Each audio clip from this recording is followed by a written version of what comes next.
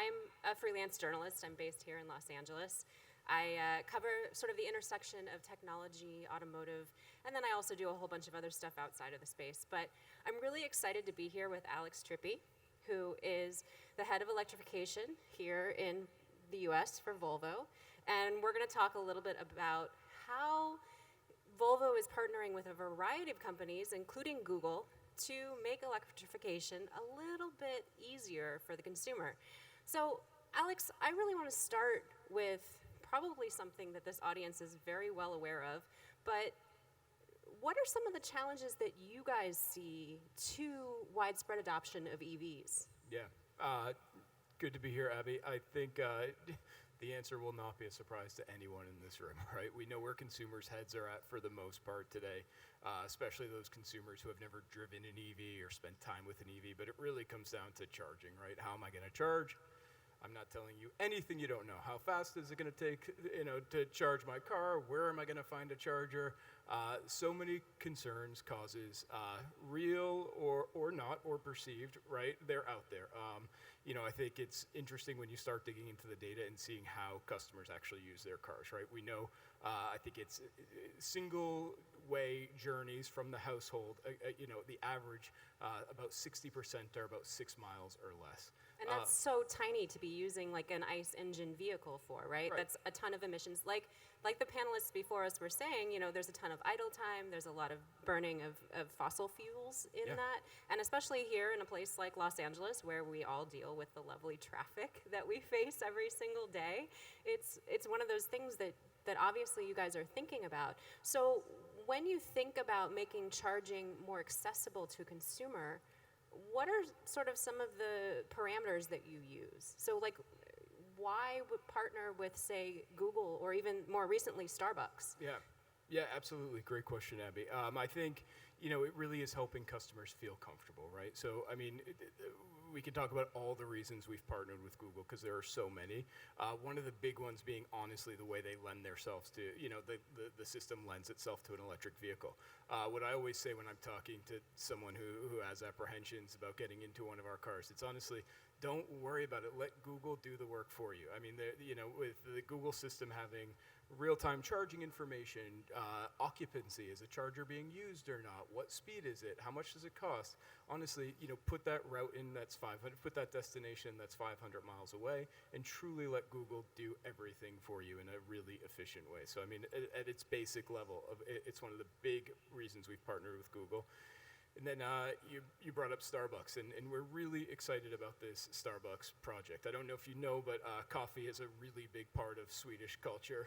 There's something called a fika. If any of you have ever been to Sweden, it's let's just have a coffee, take a break, relax. It's a pretty big piece of culture. That sounds kind of rad, I have to be honest. Yeah. Don't try to get any work done with a Swedish colleague on a Friday afternoon because they're definitely enjoying their fika. But we kind of set out with this mission: how can we make charging your Volvo as easy as getting a cup of coffee? Obviously, the default partner there is Starbucks. So what we've announced with Starbucks is a pilot route. We're going from Seattle to Denver. We're charging up a Starbucks location every 100 miles with DC fast chargers. And we're super excited about it, right? We want charging to be part of our consumer's life. We don't want you to have to go, to the back of a parking lot, find a Walmart somewhere, right? It's how can we control this experience for our drivers? How can we send them somewhere that they're likely going anywhere? They've got a car full of people or themselves who want a coffee, they want a restroom to use, they want a place to sit. So it really was a really logical partnership in our view. Yeah, and as someone who drives electric vehicles on the regular, I get loans from the press fleet here in Los Angeles, and I live in a rental. I don't have home charging. So I have to go someplace else, right? And I'm usually by myself. I'd like to go someplace that maybe I can sit and feel safe, that the chargers I know are working, not having to skip chargers to try to find the one that actually is going to recognize my car and, make it work and all these things. Why did you guys choose this particular route from sort of, the Pacific Northwest south. Why that particular route with Starbucks as your partner? Yeah, I mean, several reasons. For one, Denver and Seattle are great EV cities, but what we noticed is there is actually a gap in that route. So it's a pretty commonly traveled route. There's not a lot of infrastructure along the route. So there's that sort of, we're checking that very practical real box, but it's also a gorgeous drive. We hit up some beautiful cities along that route. So certainly not the driving factor, but a nice little perk to get the mountains in the background when you're getting a charge and a cup of coffee. And then, a lot of times when we go to a location to charge, especially if you're a first-time EV user or a first-time EV owner, you may kind of look at the charging stations and be like, all right, what do I need to do? How do I do this? How are you guys partnering with Starbucks in particular to help, say, train staff? Yeah. So that if someone comes in and has an issue or doesn't know what to do, someone from behind the counter can come out and be like, oh, let me show you, let's see if we can troubleshoot it without having to call one of the electric servers or whatnot to make it work. Yeah, it's so true. There's actually been a lot of press out there lately, and we recognize, chargers are often sitting out on their own somewhere, unattended, no eyes on them, no support. So this is the other beautiful thing about this partnership, right? We've got a staff of people who we will train. We'll work on some light training with the baristas and help them understand what the equipment is. And at the very least, it's people that can go out every day, check on the equipment, make sure it's working. If a customer comes in with a complaint or a question, they can provide them some support. So it really is kind of helping that customer in that experience. Our aim is to, as much as possible, deliver a controlled experience. And we think that with Starbucks, it's the closest way that we can get kind of control over it. Yeah, absolutely. And a controlled experience is really kind of part of the luxury aspect of it, right? Being able to kind of control that interaction between consumer and the vehicle and, perhaps a Starbucks or whatnot. How does kind of Google play into that portion of the agreement? Like if I'm driving from Seattle down to Denver, will it show me like those what does the interface look like? What is that experience like for consumers? And how are you guys partnering in the partnership with Google to make that easier? Yeah. And more sort of like what we're familiar with, oh, there's a gas station. I'm gonna pull off here and go fill up. Mm-hmm. So as I was saying, I mean, the greatest thing about Google, right, is you've got all those charging locations in. And thankfully, another way that we're taking out the guesswork, obviously we're only showing drivers compatible charging stations. So they don't have to sort through and try to understand, do I have a J177? Average driver does not need to worry about that. So which kind of connector do I need? Exactly. Oh. Exactly. And then we'll, beyond kind of the standard information, we'll work with Google to make sure our stations are identified properly. So of course you can filter and we want people to use these Starbucks chargers, right? It's part of the thing, and we know the reach is limited. Obviously, it's just a pilot phase through this route, but we're excited to kind of see what else the partnership has in store.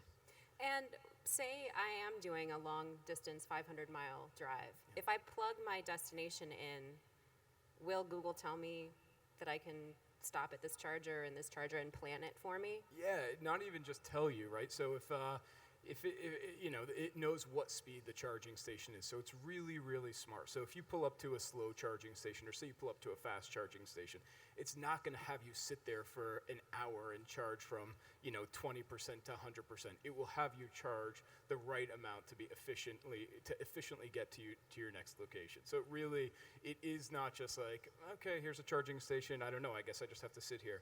We'll say, no, you don't need a charge to 100 right now because you're going to get to your final destination. There will be charging there. Just put in 20% charge and you'll be fine. And really keep it efficient for you. Right. And speaking of sort of the efficiency aspect of it, and part of the adoption of these vehicles is encouraging consumers to drive green, right? And think about the sustainability of everything from the vehicle that they choose to how they choose to charge, how they choose to power their vehicle, et cetera. Talk to me a little bit about Volvo's sustainability and sort of holistic approach to making the car itself a little bit greener. Oh my gosh, I'm so happy to, honestly. Have you ever been to Sweden, Abby? I haven't, Okay, unfortunately. all right. So when you go to Sweden, if anyone's been to Sweden, you do understand that the Swedish culture sort of has a different approach to everything.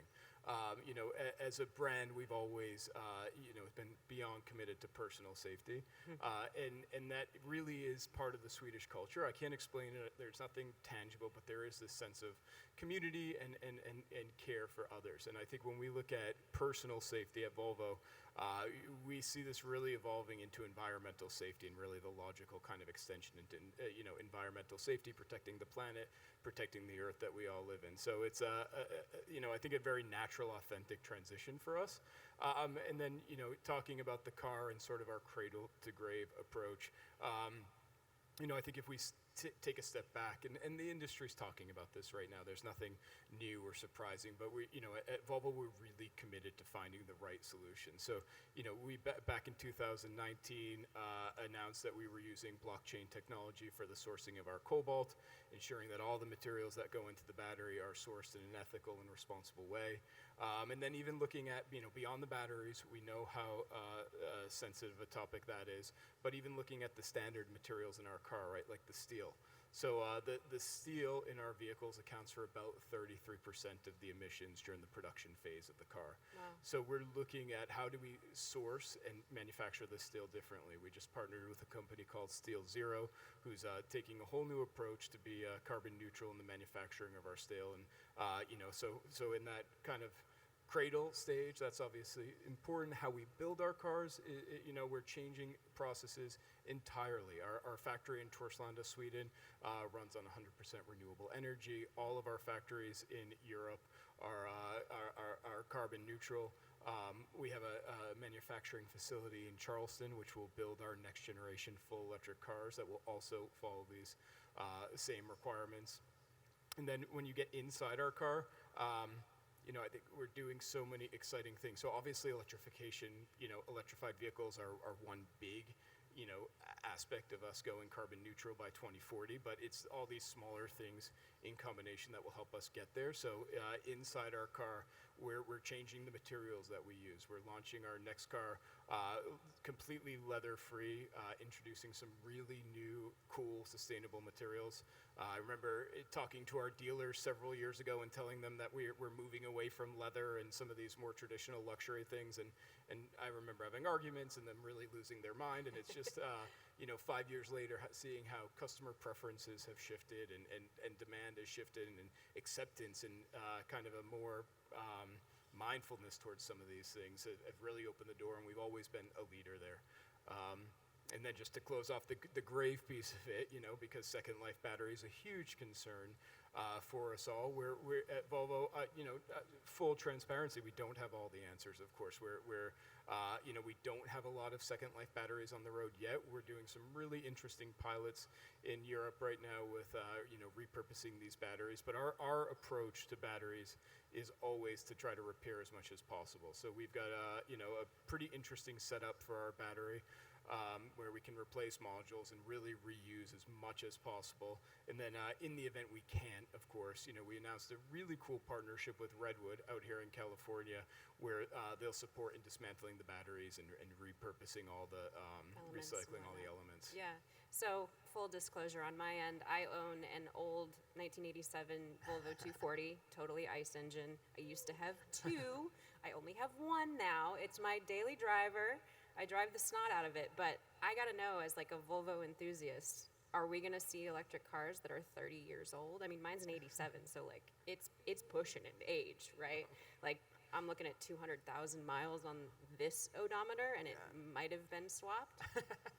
But is that what we're gonna see? Are we gonna see EVs from Volvo that may have a 30-year lifespan with these kind of swappable components and thinking about sort of this cradle to grave aspect? Yeah, I mean, we should, right? All the technology and everything that we're building is adaptable and future-proofed, right? So, I mean, you talk about swapping out batteries, you talk about other ways to give the car a longer life. I mean, it would be very disingenuous of us if we were planning, a 10-year life cycle of a car and then assuming that whole car was going to get scrapped after 10 years. So, I think, leaning on our core DNA at Volvo, we know how many 240s we have out there, right? The expectation is that, our next generation of cars is built to last, regardless of the powertrain driving it. Yeah, absolutely. And, it's okay that my car doesn't have airbags or whatnot. Like, seat belts, we're good. I just avoid the SUVs a lot on the 405.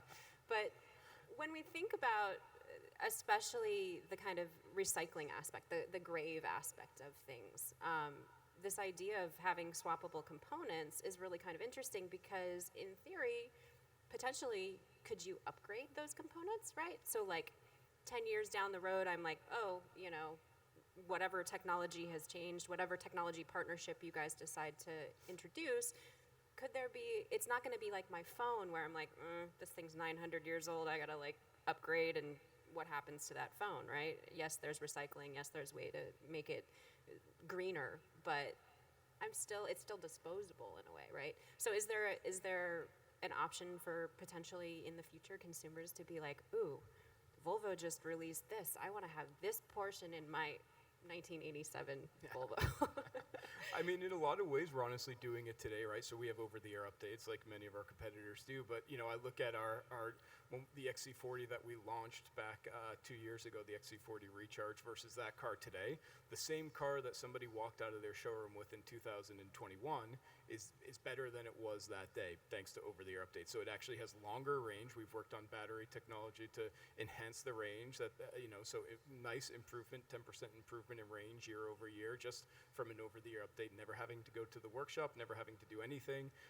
The latest technology in the car from over-the-air. So, it's really not a far-fetched reality that these cars do have a longer lifespan now, right? I mean, in so many ways, they're computers on wheels, right? I mean, always available for upgrading and enhancing. Yeah, and to that point, actually, electrification is one of the many steps towards eventual autonomy, perhaps, depending on regulations and the 10,000 other things that have to kind of come into line, right?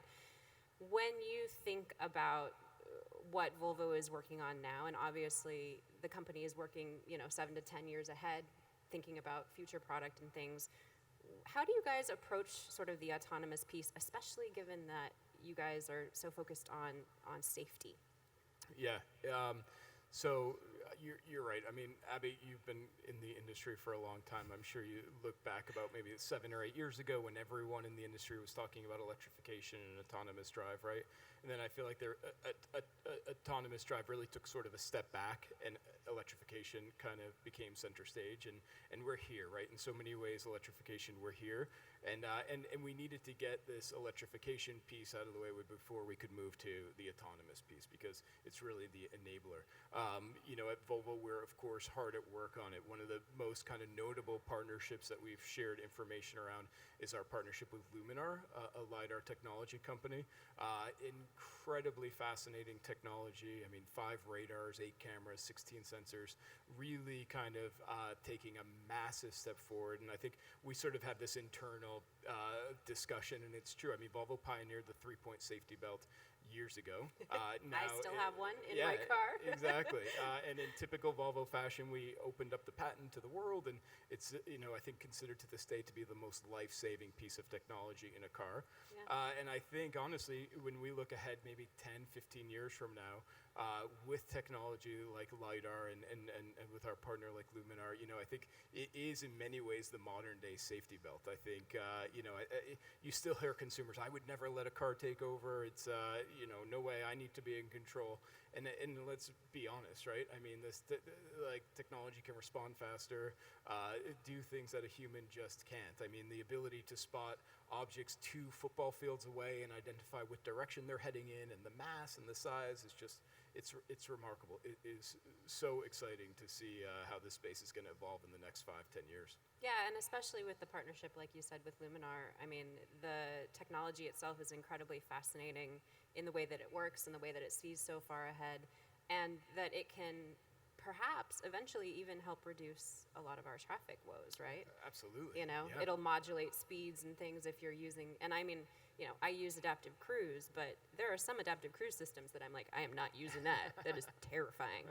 But I've been in the C40, I've been in the XC40 Recharge, and both of them have, really comfortable, really human almost systems that make them really accessible to, the average consumer or to someone who, does this for a living kind of thing.